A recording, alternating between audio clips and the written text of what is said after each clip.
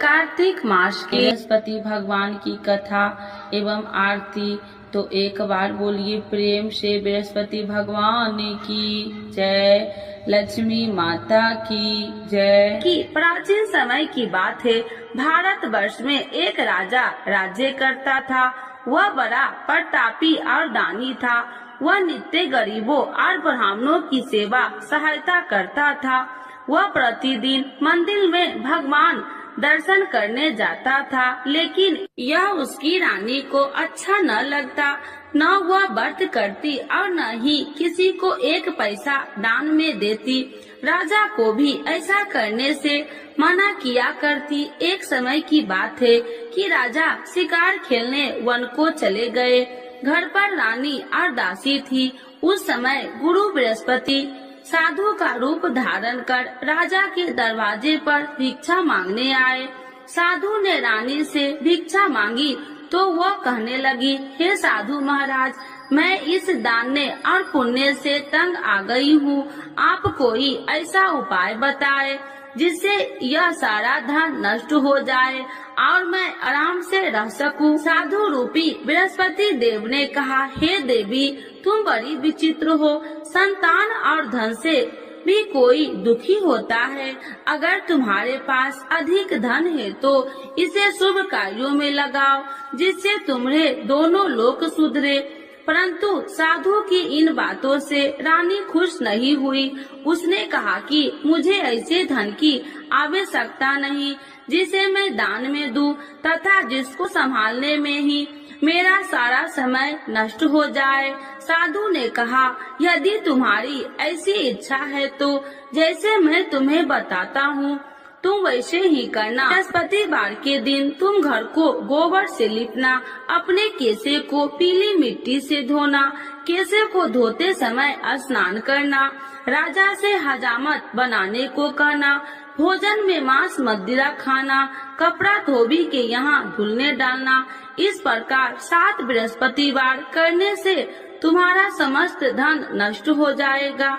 इतना कहकर साधु बने बृहस्पति देव अंतर ध्यान हो गए। साधु के कहे अनुसार करते हुए रानी को केवल 3 बृहस्पतिवार ही बीते थे कि उसकी समस्त धन संपत्ति नष्ट हो गई। भोजन के लिए परिवार तरसने लगा। एक दिन राजा रानी से बोला, हे रानी, तुम यहीं रहो, मैं दूसरे देश को जाता हूँ, क्योंकि यहाँ पर मुझे सभी जानते हैं, इसीलिए मैं कोई छोटा कार्य नहीं कर सकता। ऐसा कहकर राजा परदेश चला गया। वहाँ वह जंगल से लकड़ियाँ काट कर लाता और शहर में बेचता। इस तरह वह अपना जीवन व्यतीत करने लगा। इधर राजा के बिना रानी और दासी दुखी रहने लगी। एक समय जब रानी और दासियों को 7 दिन बिना भोजन के रहना पड़ा तो रानी ने अपनी दासी से कहा, हे दासी, पास ही के नगर में मेरी बहन रहती है, वह बड़ी धनवान है, तू उसके पास जा और कुछ ले आ ताकि थोड़ा बहुत गुजर बसर हो जाए। दासी रानी की बहन के पास गई। उस दिन बृहस्पतिवार था। रानी की बहन उस समय बृहस्पतिवार की कथा सुन रही थी। दासी ने रानी की बहन को अपनी रानी का संदेश दिया, लेकिन रानी की बहन ने कोई उत्तर नहीं दिया। जब दासी को रानी की बहन से कोई उत्तर नहीं मिला तो वह बहुत दुखी हुई। उसे क्रोध भी आया। दासी ने वापस आकर रानी को सारी बात बता दी। सुनकर रानी ने अपने भाग्य को कोसा। उधर रानी की बहन ने सोचा कि मेरी बहन की दासी आई थी, परंतु मैं उससे नहीं बोली, इससे वह बहुत दुखी हुई होगी। कथा सुनकर और पूजन समाप्त कर वह अपनी बहन के घर गई और कहने लगी, हे बहन, मैं बृहस्पतिवार का व्रत कर रही थी, तुम्हारी दासी गई, परंतु जब तक कथा होती है तब तक न उठते हैं और न ही बोलते हैं, इसीलिए मैं नहीं बोली। कहो दासी क्यों गई थी? रानी बोली, बहन, हमारे घर अनाज नहीं था। ऐसा कहते कहते रानी की आंखें भर आई। उसने दासियों समेत भूखा रहने की बात भी अपनी बहन को बता दी। रानी की बहन बोली, बहन देखो, बृहस्पति देव भगवान सबकी मनोकामना पूर्ण करते हैं। देखो शायद तुम्हारे घर में अनाज रखा हो। यह सुनकर दासी घर के अंदर गई तो वहाँ उसे एक घड़ा अनाज का भरा मिल गया। उसे बड़ी हैरानी हुई क्योंकि उसे एक बर्तन देख लिया था। उसने बाहर आकर रानी को बताया।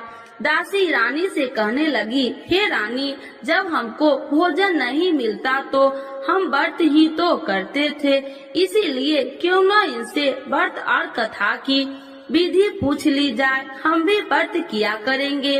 दासी के कहने पर रानी ने अपनी बहन से बृहस्पतिवार व्रत के बारे में पूछा। उसकी बहन ने बताया, बृहस्पतिवार के व्रत में चने की दाल और मुनक्का से विष्णु भगवान का केले की जड़ में पूजन करे तथा दीपक जलाए, पीला भोजन करे तथा कथा सुने। इससे गुरु भगवान प्रसन्न होते हैं, मनोकामना पूर्ण करते हैं।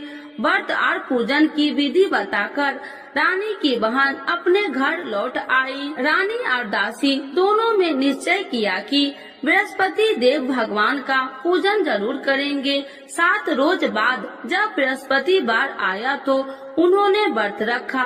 घुड़सार में जाकर चना और गुड़ बिन लाई तथा उसकी दाल से केले की जड़ तथा विष्णु भगवान का पूजन किया।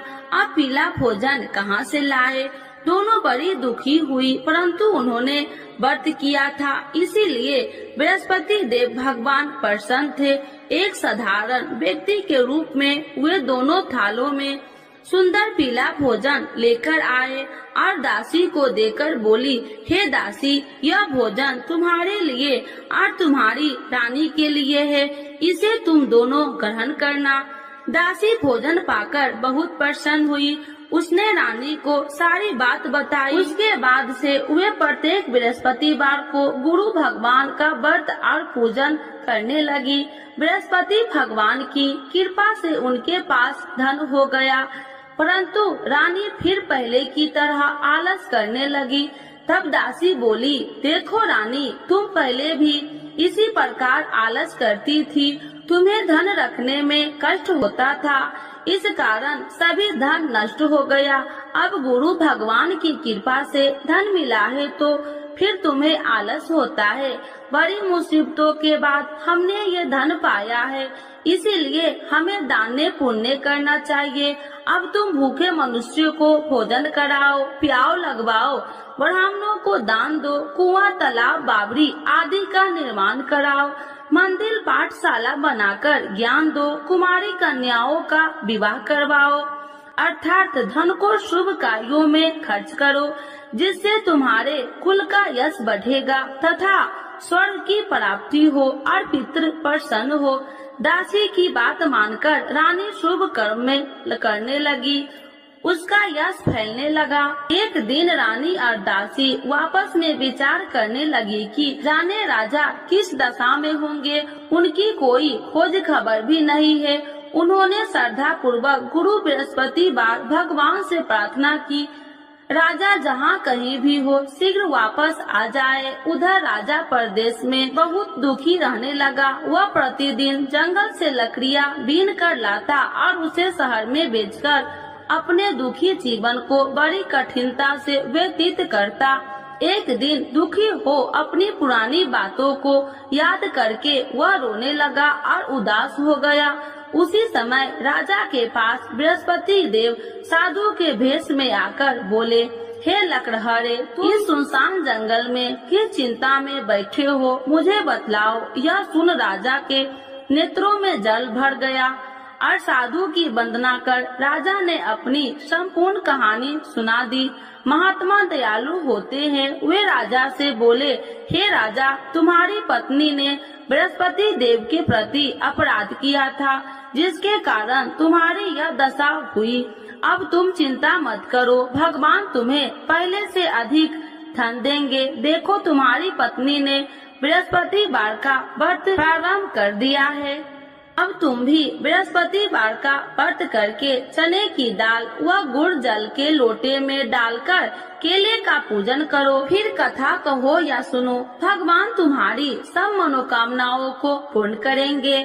साधु की बात सुनकर राजा बोले, हे प्रभु, लकड़ी बेचकर तो इतना पैसा भई नहीं बचता जिससे भोजन के उपरांत कुछ बचा सकूं। मैंने रात्रि में अपनी रानी को व्याकुल देखा है। मेरे पास कोई साधन नहीं जिससे उसका समाचार जान सकूं। फिर मैं कौन सी कहानी कहूँ, यह भी मुझको मालूम नहीं। साधु ने कहा, हे राजा, मन में बृहस्पति भगवान के पूजन व्रत का निश्चय करो। वे स्वयं तुम्हारे लिए कोई राह बना देंगे। बृहस्पतिवार के दिन तुम रोजाना की तरह लकड़ियाँ लेकर शहर में जाना। तुम्हें रोज से 2 गुना धन मिलेगा, जिससे तुम भली भांति भोजन कर लोगे तथा बृहस्पति देव की पूजा का सामान भी आ जाएगा। धीरे धीरे समय व्यतीत होने पर फिर बृहस्पतिवार का दिन आया। राजा जंगल से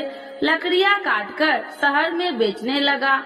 उसे उस दिन और 2 दिनों से अधिक धन मिला। राजा ने चना गुड़ आदि लाकर बृहस्पतिवार का व्रत किया। उस दिन से उसके सभी कलेश दूर हुए। परंतु जब अगले गुरुवार का दिन आया तो वह बृहस्पतिवार का व्रत करना भूल गया। इस कारण बृहस्पति भगवान नाराज हो गए। उस दिन उस नगर के राजा ने विशाल यज्ञ का आयोजन किया था तथा अपने समस्त राज्यों में घोषणा करवा दी कि सभी मेरे यहाँ भोजन करने आवे। किसी के घर चूल्हा न जले। इस आज्ञा को जो न मानेगा उसको फांसी दे दी जाएगी। राजा की आज्ञा अनुसार राज्य के सभी वासी राजा के भोजन में सम्मिलित हुए, लेकिन लकड़हारा कुछ देर से पहुंचा, इसीलिए राजा को उसको अपने साथ महल में ले गए।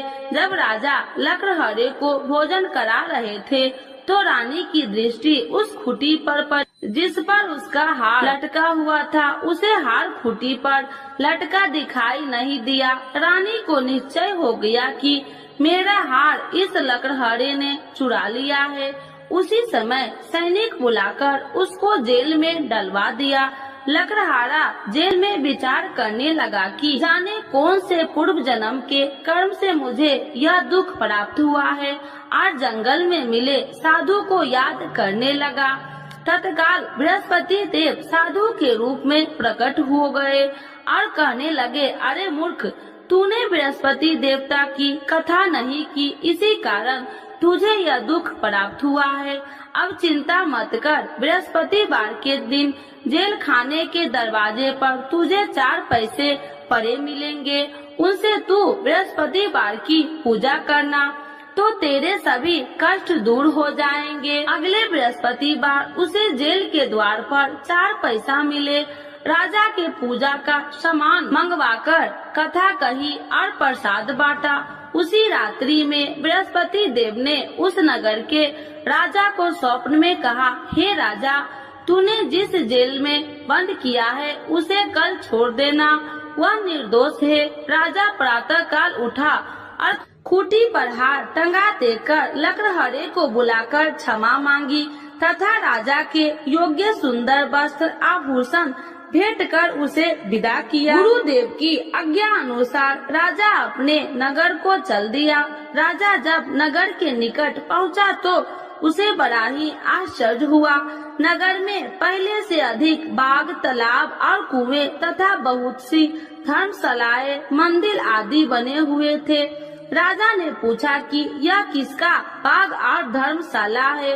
तब नगर के सब लोग कहने लगे कि यह सब रानी और दासी द्वारा बनवाए गए हैं। राजा को आश्चर्य हुआ और गुस्सा भी आया कि उसकी अनुपस्थिति में रानी के पास धन कहां से आया होगा। जब रानी ने यह खबर सुनी कि राजा आ रहे हैं तो उसने अपनी दासी से कहा, हे दासी, देख राजा हमको कितनी बुरी हालत में छोड़ के गए थे, वह हमारी ऐसी हालत देखकर लौट न जाए, इसीलिए तू दरवाजे पर खड़ी हो जा।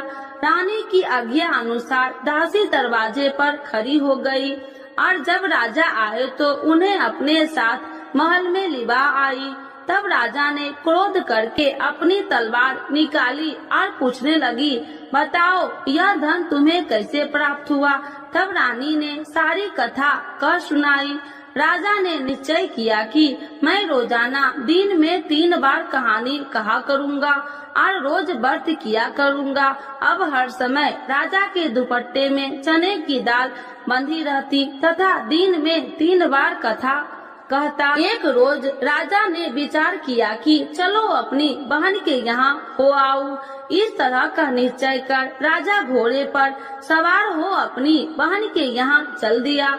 मार्ग में उसने देखा कि कुछ आदमी एक मुर्दे को लिए जा रहे हैं। उन्हें रोककर राजा कहने लगा, अरे भाइयों, मेरी बृहस्पतिवार की कथा सुन लो। वे बोले, लो हमारा तो आदमी मर गया है, इसको अपनी कथा की पड़ी है। परंतु कुछ आदमी बोले, अच्छा कहो, हम तुम्हारी कथा भी सुनेंगे। राजा ने दाल निकाली और कथा कहनी शुरू कर दी। जब कथा आदि हुई तो मुर्दा हिलने लगा और जब कथा समाप्त हुई तो राम राम कह के वह मुर्दा खड़ा हो गया। राजा आगे बढ़ा, उसे चलते चलते शाम हो गई। आगे मार्ग में उसे एक किसान खेत में हल चलाता मिला। राजा ने उसे कथा सुनने का आग्रह किया, लेकिन वह नहीं माना। राजा आगे चल पड़ा। राजा के हटते ही बैल पछाड़ खाकर गिर गए तथा किसान के पेट में बहुत जोर से दर्द होने लगी। उसी समय किसान की माँ रोटी लेकर आई।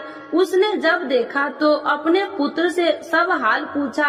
बेटे ने सभी हाल बता दिया। बुढ़िया दौड़ी दौड़ी उस घुड़सवार के पास पहुँची और उसने बोली, मैं तेरी कथा सुनूंगी, तू अपनी कथा मेरे खेत पर ही चलकर कहना। राजा ने लौटकर बुढ़िया के खेत पर जाकर कथा कही, जिसके सुनते ही बैल खड़े हो गए तथा किसान के पेट का दर्द भी बंद हो गया। राजा अपनी बहन के घर पहुंच गया। बहन ने भाई को खूब मेहमानबाजी की। दूसरे रोज प्रातः काल राजा जागा तो वह देखने लगा कि सब लोग भोजन कर रहे हैं। राजा ने अपनी बहन से जब पूछा, ऐसा कोई मनुष्य नहीं है जिसने भोजन नहीं किया हो, जो मेरी बृहस्पतिवार की कथा सुन ले। बहन बोली, हे भैया, यह देश ऐसा ही है। यहाँ लोग पहले भोजन करते हैं, बाद में कोई अन्य काम करते हैं। फिर वह एक कुम्हार के घर गई, जिसका लड़का बीमार था। उसे मालूम हुआ कि उसके यहाँ 3 दिन से किसी ने भोजन नहीं किया है। रानी ने अपने भाई की कथा सुनने के लिए कुम्हार से कहा। वह तैयार हो गया। राजा ने जाकर बृहस्पतिवार की कथा कही, जिसको सुनकर उसका लड़का ठीक हो गया। अब तो राजा को प्रशंसा होने लगी। एक दिन राजा ने अपनी बहन से कहा, हे बहन, अब मैं अपने घर जाऊंगा, तुम भी तैयार हो जाओ। राजा की बहन ने अपनी सास से अपने भाई के साथ जाने की आज्ञा मांगी। सास बोली, हाँ चली जा, मगर अपने लड़कों को मत ले जाना, क्योंकि तेरे भाई के कोई संतान नहीं है। बहन ने अपने भाई से कहा, हे भैया, मैं तो चलूंगी, मगर कोई बालक नहीं चलेगा। अपनी बहन को भी छोड़कर दुखी मन से राजा अपने नगर को लौट आया। राजा ने अपनी रानी से सारी कथा बताई और बिना भोजन किए वह सैया पर लेट गया। रानी बोली, हे प्रभु, बृहस्पति देव ने हमें सब कुछ दिए हैं, वे हमें संतान अवश्य देंगे। उसी रात बृहस्पति देव ने राजा को स्वप्न में कहा, हे राजा, उठ, सभी सोच त्याग दे, तेरी रानी गर्भवती है। राजा को यह जानकर बड़ी खुशी हुई। 9वें महीने में रानी के गर्भ से एक सुंदर पुत्र पैदा हुआ। तब राजा बोला, हे रानी, स्त्री बिना भोजन के रह सकती है, परंतु बिना कहे नहीं रह सकती। जब मेरी बहन आए तो तुम उससे कुछ मत कहना। रानी ने हाँ कर दी। जब राजा की बहन ने यह शुभ समाचार सुना तो वह बहुत खुशी हुई तथा बधाई लेकर अपने भाई के यहाँ आई। रानी ने तब उसे आने का उलाहना दिया। जब भाई अपने साथ ला रहे थे तो तब टाल गई, उनके साथ न आई और आज अपने आप भागी भागी बिना बुलाए आ गई। तो राजा की बहन बोली, भाई मैं इस प्रकार न कहती तो तुम्हारे घर औलाद कैसे होती। बृहस्पति देव सभी मनोकामनाएं पूर्ण करते हैं। जो श्रद्धा भाव पूर्वक बृहस्पति वार का व्रत करता है एवं कथा पढ़ता है अथवा सुनता है और दूसरों को सुनाता है, बृहस्पति देव उसकी सभी मनोकामनाएं पूर्ण करते हैं, उनकी सदैव रक्षा करते हैं। जो संसार में सद्भावना से गुरुदेव का पूजन एवं व्रत सच्चे हृदय से करते हैं, उनकी सभी मनोकामनाएं वैसे ही पूर्ण होती है जैसे सच्ची भावना से रानी और राजा ने बृहस्पति देव की कथा का गुणगान किया तो उनकी सभी इच्छाएं बृहस्पति देव जी ने पूर्ण की। अनजाने में भी बृहस्पति देव की उपेक्षा न करे, ऐसा करने से सुख शांति नष्ट हो जाती है।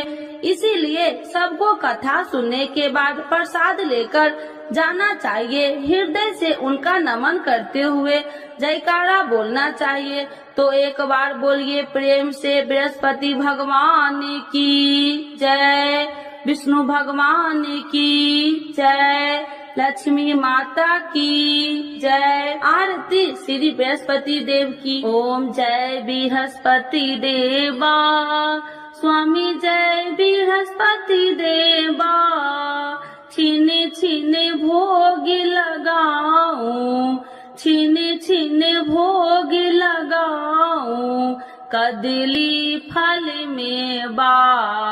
ओम जय बृहस्पति देवा, तुम्हें पूरन परमात्मा, तुम्हें अंतर्यामी, स्वामी तुम्हें अंतर्यामी, जगत पिता जगदीश्वर, जगत पिता जगदीश्वर, तुम्हें सबके स्वामी।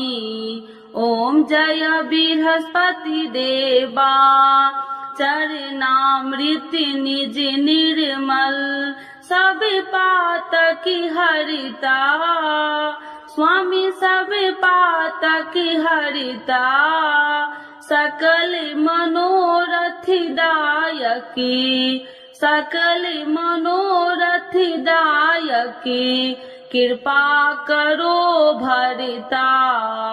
ओम जय बृहस्पति देवा, तन मन धन अर्पण कर, जो जन शरण पड़े, स्वामी जो जन शरण पड़े, प्रभु प्रकट तब हो करे, प्रभु प्रकट तब हो कर, आकर द्वार खड़े। ओम जय बृहस्पति देवा, दीन दयाल दयानिधि, भक्तन हितकारी, स्वामी भक्तन हितकारी, पाप दोष सब हरिता, पाप दोष सब हरिता, भव बंधन हारी। ओम जय बृहस्पति देवा, सकल मनोरथ दायकी, सब संशय तारो, स्वामी सब संशय तारो, विषय विकार मिटाओ, विषय विकार मिटाओ, संतन सुखकारी। ओम जय बृहस्पति देवा, जो कोई आरती तेरी प्रेम सहित गावे, स्वामी प्रेम सहित गावे, ज्येष्ठानंद बंद सो, ज्येष्ठानंद बंद सो, सो निश्चय पावे। ओम जय बृहस्पति देवा, स्वामी जय बृहस्पति देवा। बृहस्पति भगवान की जय, विष्णु भगवान की जय, लक्ष्मी माता की जय।